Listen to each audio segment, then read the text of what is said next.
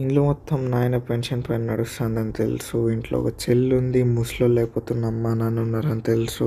పేరుకు మాత్రమే క్వాలిఫికేషన్ కానీ జాబ్ లేదన్న విషయం కూడా తెలుసు. అయినా కూడా ఇలా ఎలా ఉంటుంది? అదే ఇంకోలా ఆలోచిస్తేనేమో ఇదంతా చేసేది మన ప్యాషన్ కోసమే కదా, అంతెందుకు మన ఫ్యామిలీనే ఎదిరించి ప్యాషన్ అని కలవన్నా. అదే ఓపికతో దీనిపైన బాగా వర్క్ చేస్తే ఇంకొన్నాళ్ళకి ఇదే మనకి డబ్బులు తెచ్చి పెడుతుంది అన్న నమ్మకం.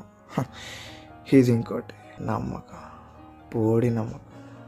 మా అమ్మోళ్ళు నేను వాళ్ళని పెద్దగా అయిన తర్వాత బాగా పోషిస్తా అని పెట్టుకున్న నమ్మకం కంటే గొప్ప నమ్మకం అన్నది.